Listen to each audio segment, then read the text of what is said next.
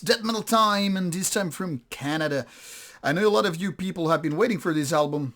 I'm making this assumption anyway, because it's new Cryptopsy album after so many years since their latest album.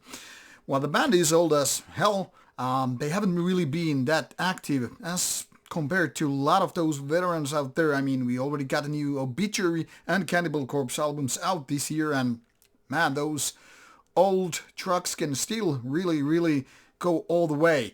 What about Cryptopsy? Haven't been active really in terms of full albums anyway for past few years, and now he have a new album, and I can tell you already, spoiling the whole review, this one is good.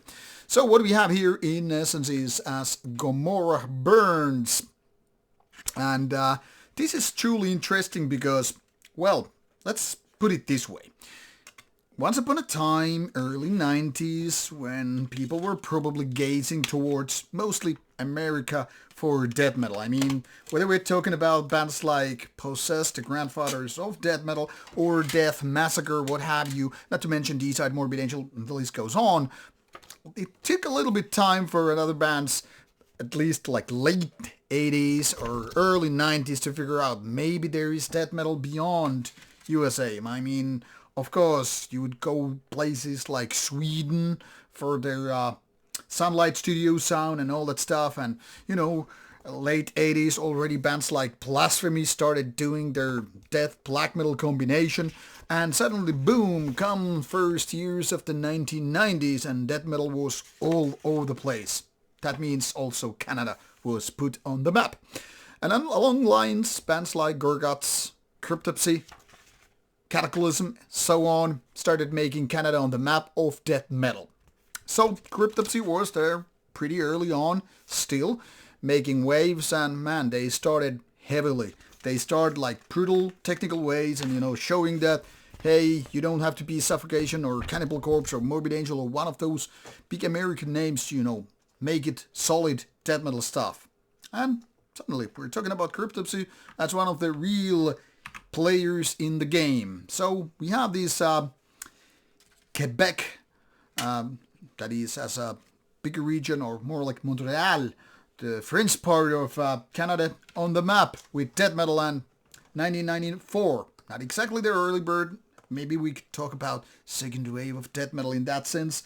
We have death metal on the map from Canada, making Blasphemy Flesh, followed by None So Wild, etc. Showing that these guys are real, these guys are brutal, these guys are technical, they know what they're doing, and that story unfortunately somehow disappeared along the ways. Maybe too many lineup changes, maybe something else happened, but by the time we have the horrible album called The Unspoken King, I mean, it was more than 10 years after the band was founded, but still everybody was probably more like, what the hell happened to this band?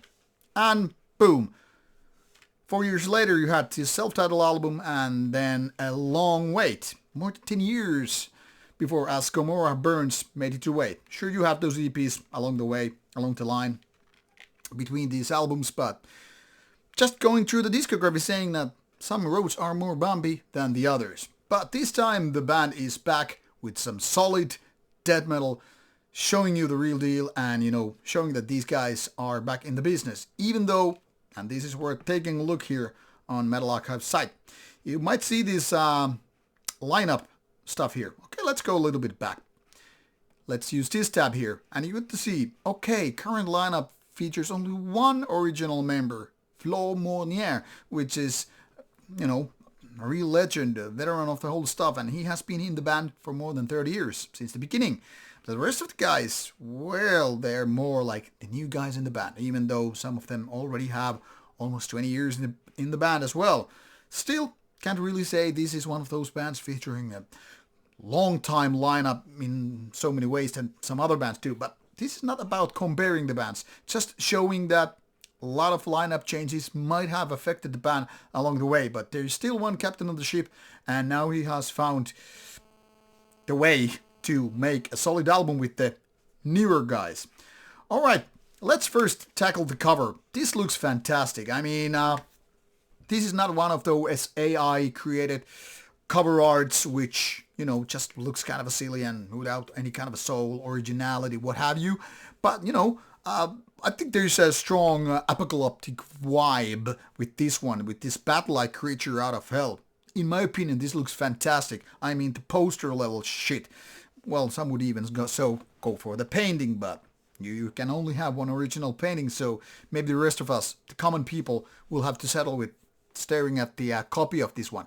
I'm just saying, this is the kind of art that you would totally enjoy in LP format and just let your mind do the trick while you're gazing through the whole stuff with details and whatnot. I like the colors are not very hopeful and lively and vivid and all that stuff, but we're talking about death metal here. Now, this album features only 8 songs. I mean, it's not like little, but only 33 minutes. That would be a little like question marks arising like, is that really a good thing? Now, if you're gazing to bands like Marduk doing Panzer Division Marduk, of course it's black metal, or Slayer with the Raining Blood, okay, it's thrash metal. Sometimes you know that 30 minutes is all you need. Maybe by the time you're done, you feel intense and sweaty and all that stuff, but you also have a little bit of a hunger left. Why not go for another round? If the album is good enough, you will gladly do it. And if it's not, well, does it make a difference if it's 30 or 45 minutes?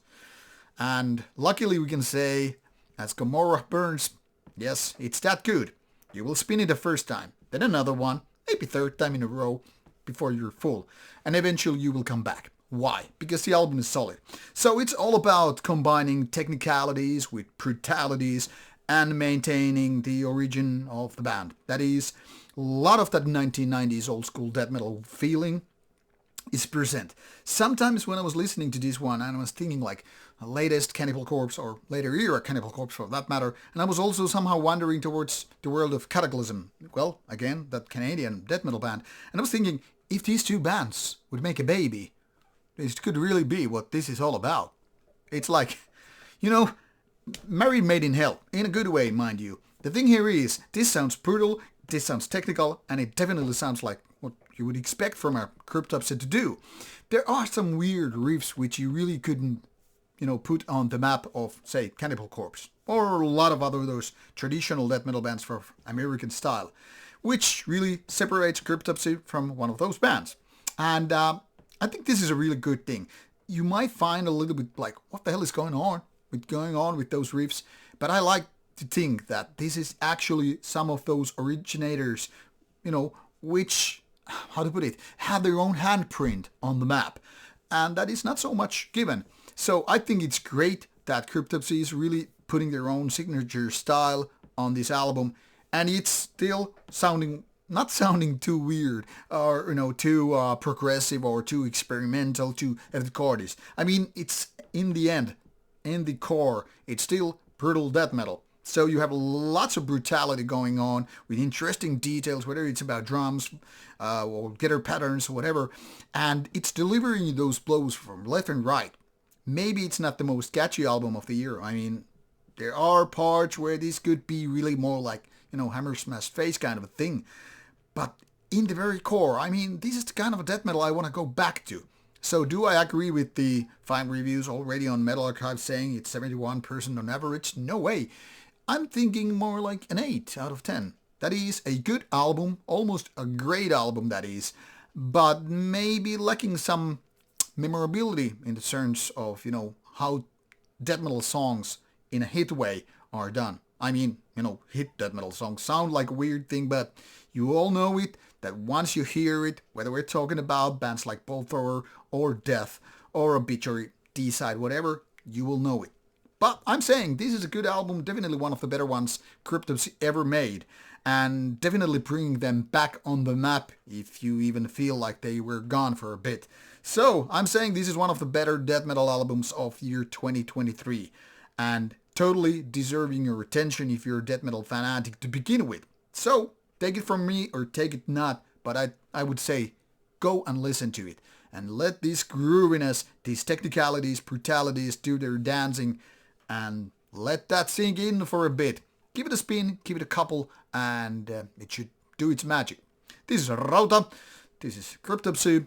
Links are provided in the description box. Go and listen and enjoy. Thank you. Bye bye.